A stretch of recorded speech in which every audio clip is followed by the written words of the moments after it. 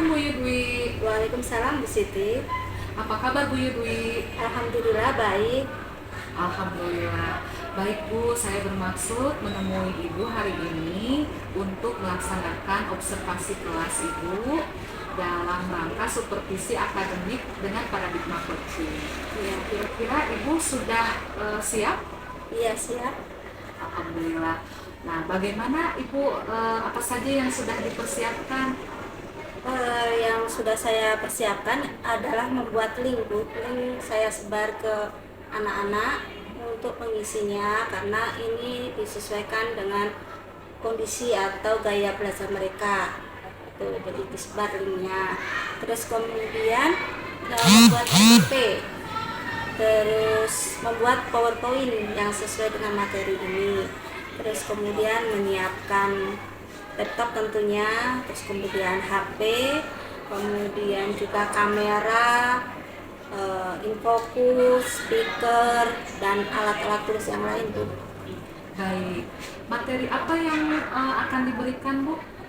Yang akan saya tampilkan itu adalah mewaspadai ancaman terhadap negara kesatuan Republik Indonesia. Seperti itu. Untuk kelas berapa dan berapa jumlah siswanya? Kelas 11 IPS 2 karena saya mengajar di sana. Kemudian dengan jumlah siswa 36. Apa tujuan pembelajaran yang akan dicapai? Titik beratnya ya itu adalah mengkaji kasus-kasus ancaman terhadap negara di bidang ideologi, politik, ekonomi, sosial, dan budaya. Gitu. Baik, untuk arah pengembangan yang akan dicapai Bu dari pembelajaran Ibu? Karena ini nanti bekerja secara kelompok, jadi anak saya dorong untuk berpartisipasi aktif, kemudian berpendapat ya, berani berpendapat, kemudian bekerja sama ya secara kelompok tadi, terus menganalisa kasus gitu, terus kemudian solusinya apa, kan tadi menganalisa kasus, kemudian membuat kesimpulan dan membuat solusi, itu pastinya di sini. Menarik ya Bu ya. Ya. Lalu strategi yang akan Ibu lakukan dalam pembelajaran nanti bagaimana Bu? Strategi pembelajaran yaitu menggunakan metode pembelajaran berbasis masalah Bu. Kemudian saya juga menerapkan pembelajaran berdiferensiasi karena berbeda tadi ya yang sudah saya ambil dari gaya belajar yang dari link itu tadi. Kemudian nanti juga menerapkan teknik atau latihan stop ya, jadi anak biar fokus belajarnya, kemudian merasa nyaman dan rileks menerima pembelajaran biar bisa masuk, seperti itu Bu. Baik Bu, nampaknya sangat luar biasa dan menarik sekali pembelajaran yang nanti akan Ibu lakukan di kelas. Ya. Saya tidak sabar lagi untuk melihat Ibu dan anak-anak belajar di kelas. Mari Bu, kita lanjut saja untuk kelas melihat bagaimana siswa Ibu di. Ya, mari Bu. Terima kasih.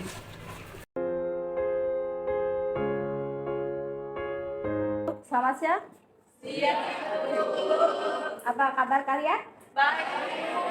Gimana kabarnya? Alhamdulillah ya. Kita semua diberi kesehatan sama Allah Subhanahu wa taala. Siap. Sebelum memulai pembelajaran, mari kita berdoa. Berdoa menurut kepercayaannya masing-masing dimulai.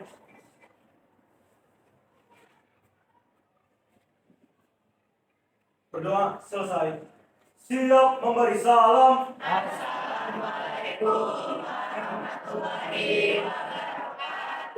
Waalaikumsalam warahmatullahi wabarakatuh. Ya baiklah. Ada di antara kalian yang tidak masuk kelas atau tidak masuk sekolah hari ini? Ada Ibu. Tiara ya, sakit. Iya Bu, sakit. Semoga Tiara diberi kesehatan, kesembuhan ya, biar bisa masuk sekolah lagi. Jadi Tiara hari ini tidak bisa masuk sekolah karena sakit ya. Nah, sebelum belajar ada kesepakatan yang telah kita perbuat atau kita buat ya waktu itu. Di antaranya adalah jaga kebersihan lingkungan. Sudah bersih kah? Sudah. kemarin mendapat juara nggak?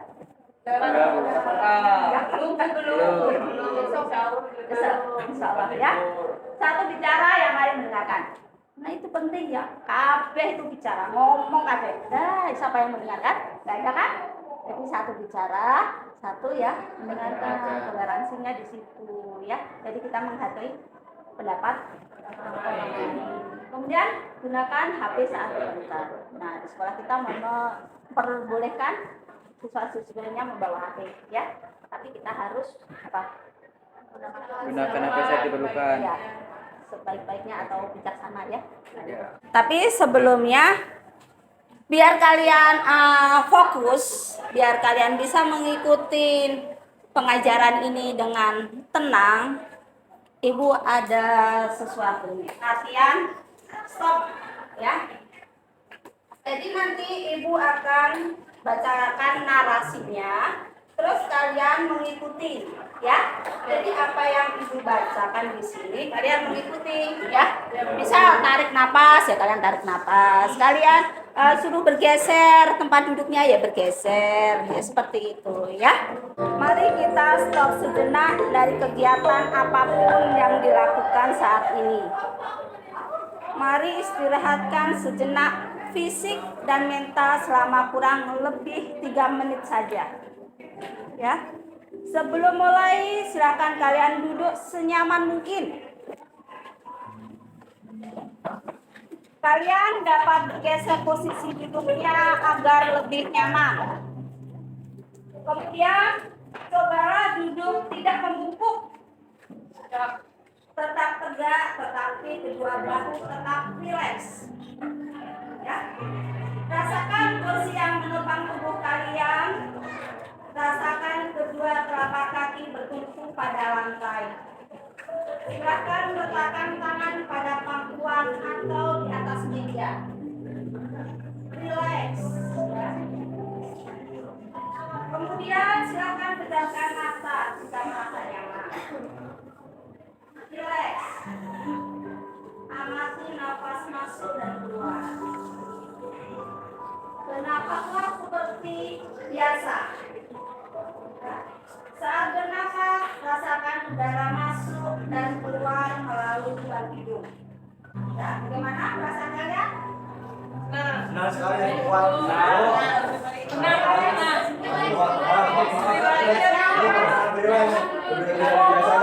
Atau malah tidur? Jadi semangat banget. Ya, jadi seperti itu.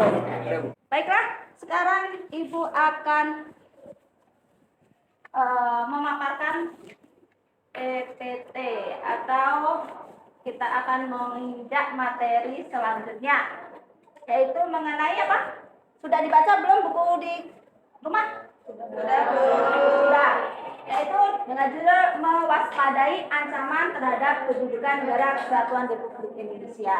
Ya, kalau kemarin kalian belajar mengenai apa? Ingat apa tidak? Ayo. Dinamika peran Indonesia dalam organisasi internasional. Ya. Jadi peran Indonesia sangat penting ya. Jadi kita sebagai bangsa yang berkembang menuju ke maju tidak diremehkan oleh negara lain yang ada di dunia ini ya. Jadi ada dua faktor yang mempengaruhi setiap negara berhubungan dengan negara lain. Jadi kalau dikaitkan dengan mewaspadai, waspada itu apa? Jaga-jaga. Ya, waspada. Supaya tidak timbul gitu, waspada. Itu kita jangan terlena ya. Kita itu harus apa itu? Selalu apa? Waspada ya. Jadi hati-hati atau berjaga-jaga kalau terjadi sesuatu. Nah, itu mewaspadai. Ya. Di sini mewaspadai ancaman terhadap kedudukan NKRI. Jadi, nah, adapun tujuan pembelajaran kali ini adalah dikhususkan ya pada poin 3 saja. mengkaji kasus-kasus ancaman terhadap ideologi, politik, ekonomi, sosial budaya, pertahanan keamanan, dan strategi mengatasi dalam Bhinneka Tunggal Ika. Nah, strategi mengatasinya nanti ya kita lanjutkan di minggu berikutnya. Kita fokus ke mengkaji kasus-kasus ancaman terhadap Ipolexosbud Hankam. Nah, apa yang dimaksud dengan ancaman? Coba siapa yang ini dibaca? Neng, namanya siapa tuh? Mita, coba Mita. Apa yang disebut dengan ancaman? Setiap usaha dan kegiatan baik dari dalam negeri maupun luar negeri yang dinilai membahayakan kedaulatan negara, keutuhan wilayah negara, dan keselamatan segenap bangsa. Ya, itu menurut Undang-Undang Nomor 3 Tahun 2002. Jadi segala usaha dan kegiatan, usaha apapun yang sifatnya nanti apa? Akan membahayakan NKRI ini, ya, disintegrasi bangsa. Jadi bangsanya bisa apa itu tidak bersatu lagi, bisa terjadi konflik yang besar, bisa jadi perang dan sebagainya seperti itu. Ya, ingat-ingat konsepnya, nggak usah dihafal, tapi konsepnya apa? Dipahami atau diingat, ya, dipahami, konsepnya dipahami. Tidak harus kata-katanya sama, tetapi konsepnya harus dipahami. Ya, kita lanjutkan. Nih, jadi ancaman negara itu, siapa yang mau membacakan? Siapa yang keriting rambutnya? Ah? Ya, Leo. Ayo Leo, yang tengah. Ancaman negara terbagi menjadi 3. Ada ancaman militer, ada ancaman non militer, dan ancaman hibrida. Ya. Ancaman militer, ancaman yang menggunakan kekuatan bersenjata yang terorganisasi yang dinilai mempunyai kemampuan yang membahayakan kedaulatan negara, keutuhan wilayah negara, dan Keselamatan bangsa. Itu benar. Jadi ini ancaman militer. Bentuknya apa? Senjata. Biasanya kita lihatnya apa? Polisi. Tentara. Nah, itu ya. Amit-amit ya. Jangan sampai kita ada penjajah lagi gitu. Jangan ya. Nah, sekarang tadi dari apa yang telah Ibu terangkan sedikit, ada pertanyaan? Tidak, Bu. Kalau tidak, Ibu lanjut ke kegiatan inti, ya. Dengan cara seperti ini. Bentar. Suara Ibu bisa didengarkan? Ibu nanti akan membagikan lembar kerja. Tetapi sebelum itu kalian kan kemarin Ibu berikan link. Ya. Link mengisi cara atau gaya belajarmu seperti apa? Sudah ya? Sudah diisi semua? Kemudian duduk berkelompok menurut gaya belajarnya. Visual, kinestik, autori. Nah, sudah? Nah, kalian sekarang akan melihat apa? Sudah lihat film?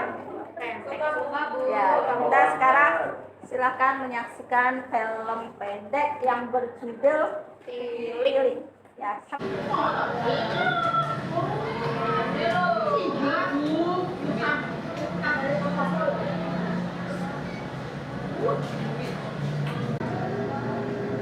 Tejai ngapa ya? Wajar menang wae. Wis mau ra gelem ngewangi ngrontrek.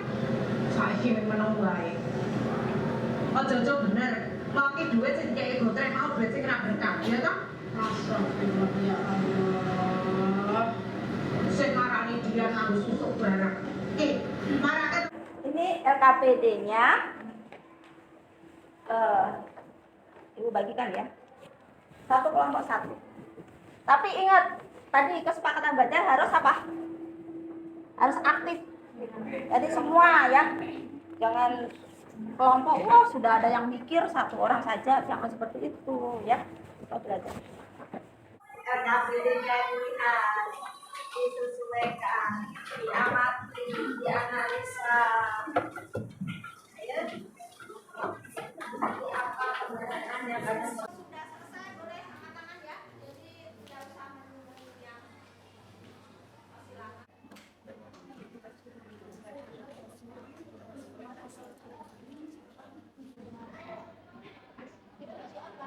Coba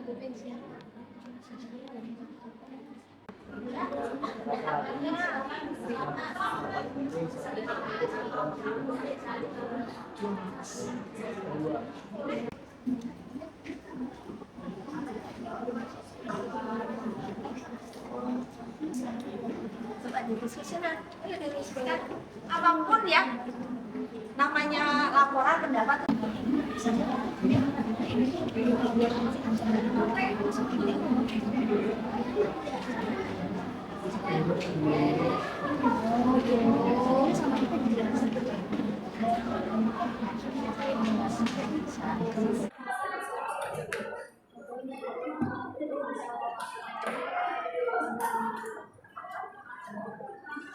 Assalamualaikum warahmatullahi wabarakatuh. Waalaikumsalam warahmatullahi wabarakatuh. Nah, kita kan kelompok 6 kinestetik, jadi kita akan memaparkan beberapa jawaban dari kelompok kami melalui bermain peran. Bermain peran di sini saya Sepadesia akan menjadi sebagai reporter atau pewawancara, dan ini ada 4 teman saya yang bakal menjadi narasumber dari berbagai pihak. Ada Rizky Rahayu, dia berperan sebagai perwakilan dari ahli sosial. Yang kedua ada Isan, ini dia narasumber perwakilan dari pemerintah. Ada Leonardo, dia merupakan perwakilan dari pelajar. Dan yang terakhir ada Muhammad Rifki, dia akan berperan sebagai penonton film atau yang suka film gitu. Oke? Ya. Di sini selamat siang semuanya. Pada acara kali ini saya akan mewawancarai beberapa pihak mengenai film yang sedang viral saat ini, yaitu film Tilik tahun 2018. Nah, boleh saya bertanya kepada Rifki sebagai penonton, menurut Anda dalam film tersebut itu ada nggak sih ancaman yang dapat membahayakan kedaulatan, dapat membahayakan dan mengancam negara? Ada. Nah, itu tuh ancaman pada bidang apa sih menurut kamu? Menurut saya salah satu ancaman yang ada pada film adalah pada bidang sosial. Oh begitu ya, jadi pada film salah satunya ada ancaman pada bidang sosial dan kebudayaan gitu. Nah, boleh saya bertanya kepada Pak ahli sosial kan tadi? Boleh saya bertanya kepada pihak pemerintah, tadi kan ada ancaman di bidang negara, dapat mengancam negara ya. Nah, bagaimana sih pendapat pemerintah, apa saja faktor penyebab ancaman terhadap negara tersebut bisa terjadi? Menurut saya pada film tersebut terlihat bahwa salah satu ancaman terhadap negara yaitu penyebaran berita hoaks di media sosial, karena imbas dari penyebaran berita tersebut dapat menimbulkan konflik dan dapat mengancam persatuan dan kesatuan bangsa. Terima kasih. Wassalamualaikum warahmatullahi wabarakatuh. Assalamualaikum warahmatullahi wabarakatuh. Waalaikumsalam warahmatullahi wabarakatuh. Perkenalkan, kami dari kelompok 3 akan mempresentasikan film yang tadi ditayangkan. Pertanyaan pertama itu ada apa saja potensi ancaman terhadap negara yang dimaksud dalam film tersebut? Potensi ancaman terhadap negara yang dimaksud itu termasuk ancaman non-militer dalam bidang sosial budaya. Yang pertama, apa saja? Yang kedua, apa saja faktor penyebab ancaman terhadap negara yang dimaksud dalam film tersebut? Isu tersebut menjadi titik pangkal timbulnya permasalahan humor di sosial media. Dan yang ketiga, bagaimana cara mengatasi ancaman tersebut? Cara mengatasinya tidak harus mensikapi permasalahan tersebut agar tidak memicu kesalahpahaman. Misalnya kita jangan mudah percaya sama informasi yang tidak akurat atau bermakna. Terus satu lagi, apa saja apa moral dari moralnya, bagaimana masyarakat semestinya menjalankan atau mengikuti peraturan negara. Sekian dari kami. Wassalamualaikum warahmatullahi wabarakatuh. Waalaikumsalam warahmatullahi wabarakatuh. Adat negara yang dimaksud dalam film tersebut. Yang kedua, apa saja faktor penyebab ancaman terhadap negara yang dimaksud dalam film tersebut. Yang ketiga, bagaimana strategi makanya lebih aman. Kakak kedengaran nggak? Ya, untuk pertanyaannya yang pertama ada apa saja potensi ancaman terhadap negara yang dimaksud dalam film tersebut.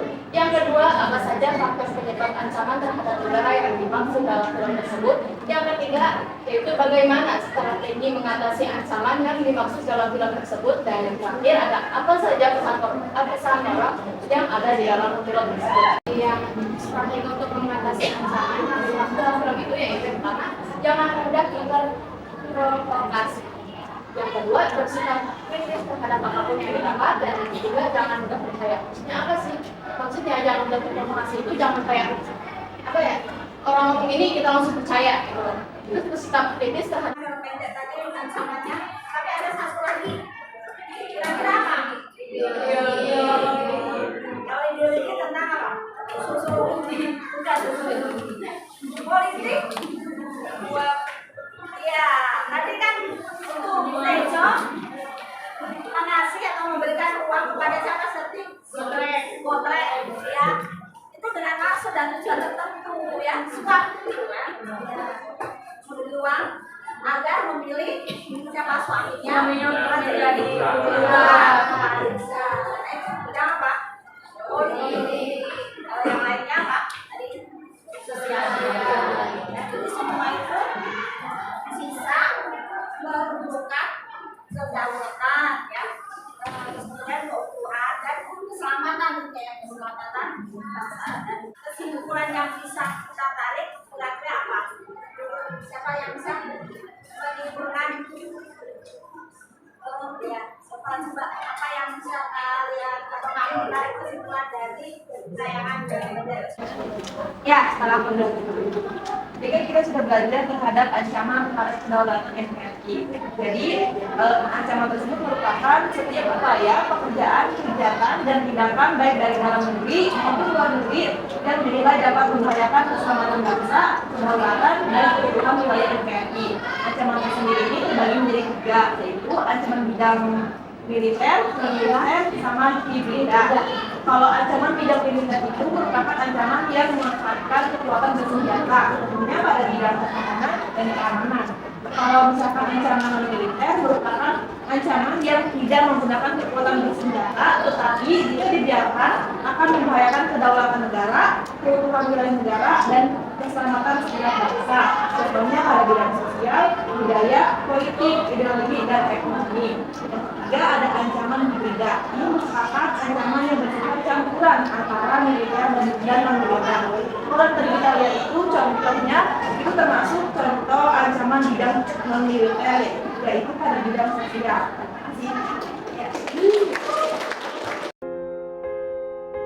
Sekarang kita akan mengadakan refleksi diri, ya. Jadi seperti apa keadaan kalian setelah belajar mengenai mewaspadai ancaman terhadap NKRI. Jadi di sini Ibu akan membagikan 3 kertas warna-warni. Lalu sebagian di antara kalian sudah dapat 3, ya. 3. Coba sekarang Ibu mulai membagikan. Warna apa saja yang belum?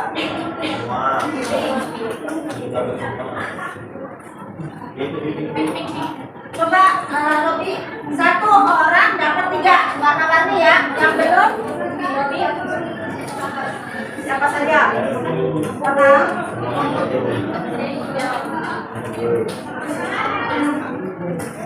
Ini belum nih. Kuning, hijau. Jadi merah A, merah kuning C, merah kuning hijau C, ya.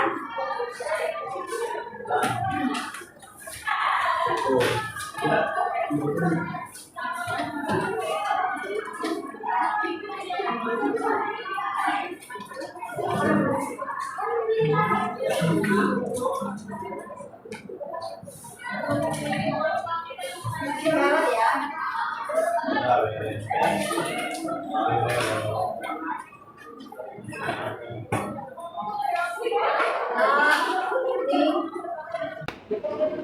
Belum ada 50% ya.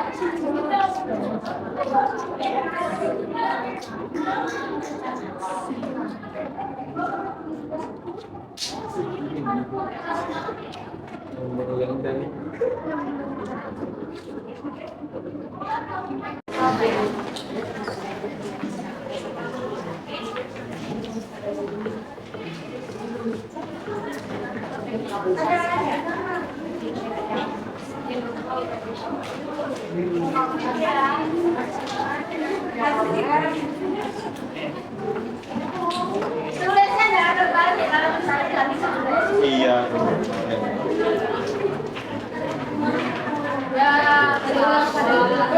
Ya, bacakan saja acak ya. Berwarna merah siapa? Yang semangat. Rizky, Rizky, yang apa kata Rizky? tentang bidang sosial budaya. Apa? Yang A. Paham. Paham dia, paham. Paham banget ya bilang sosial budaya. Siap-siap. Siap-siap. Terus yang B, Bu. Yang B dari Di bawah. Didan. Ya, beda. Apa kata dia? Yang belum saya pahami adalah tentang non militer. Oh, dan beler. Hijau. Saja. Lisan. Tidak menyebarkan hoax. Tidak menyebarkan. Bagus ya. Jadi akan ada yang sebenarnya terhadap ancaman ini. Jadi belum paham ya dari prosedur ini, belum paham mengenai apa? Ancaman. Belum paham tentang strategi apa saja yang bisa Oh, ada lingkup hasilnya nanti bagaimana begitu ya, belum paham. Jadi temanmu siapa? Sopa. Oke, terus lanjut. dari Rahma.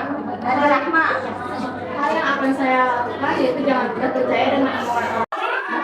Selanjutnya yang dirubah ya adalah apa? Menganalisis satu berita di media sosial. Kalian kan suka menggunakan HP, ya dirubah saja ya. Jadi cari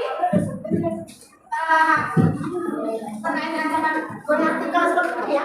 Ya dulu.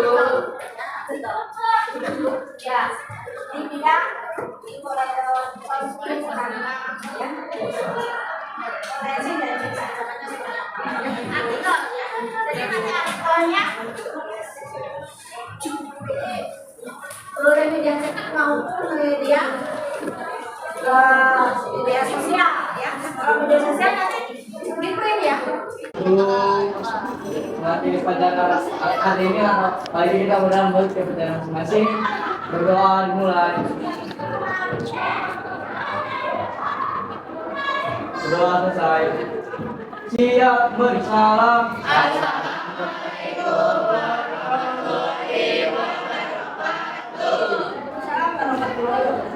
Lebih semangat kalian terus semangat.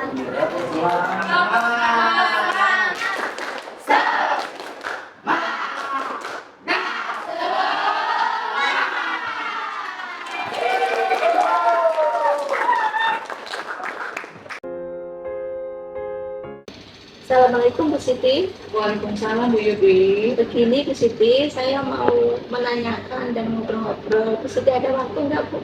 Ada Bu. Senang hati Bu. Bagaimana Terima kasih.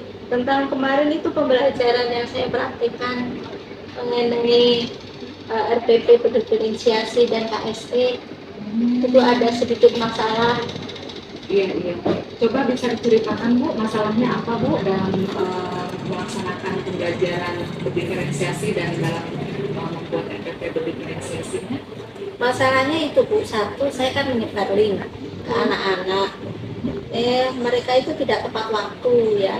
Jadi kayak belajar ada beberapa anak yang tidak mengisi. Jadi pada waktu pembelajaran saya kan agak bingung, kamu masuk belajar kelompok mana jadinya? Nah, seperti itu Bu. Jadi dia tidak mengisi link pada waktunya. Itu yang pertama. Terus yang kedua Bu,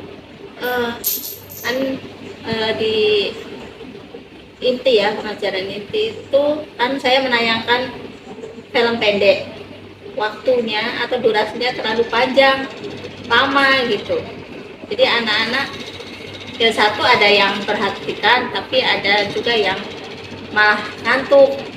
Nah, terus ketiga berarti saya itu nggak menyisipkan apa itu ice breaking.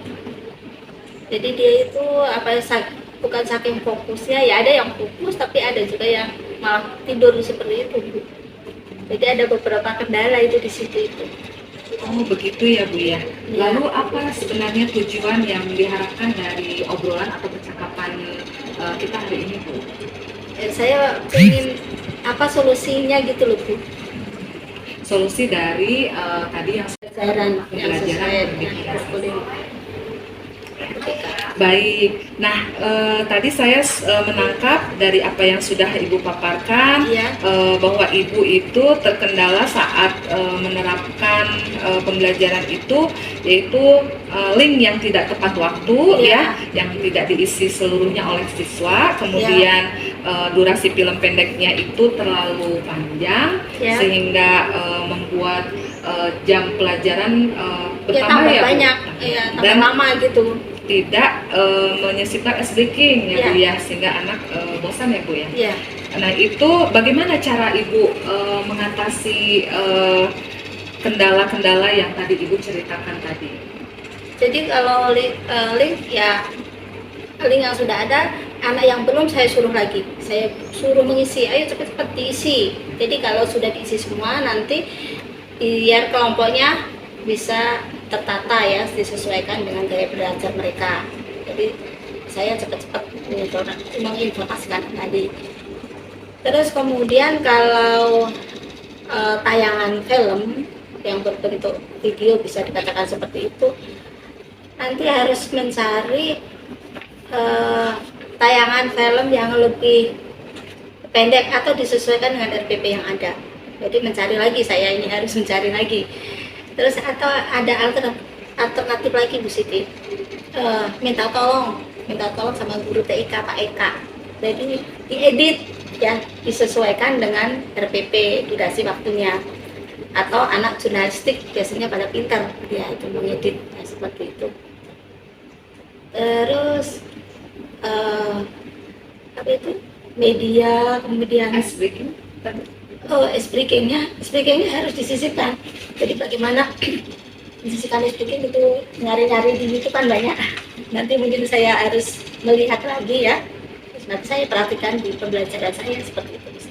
Luar biasa Iya. ya apa yang sudah nanti mungkin Ibu akan atasi dengan cara yang tadi ya Bu ya.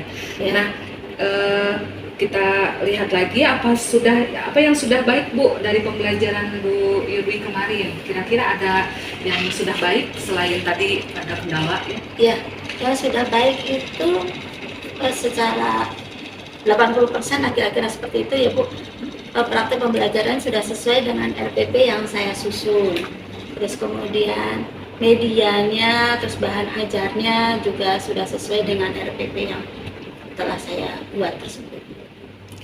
Nah, menurut Ibu Yudwi ya, kira-kira masih ada yang perlu ditingkatkan atau diperbaiki lagi selain yang tadi disampaikan?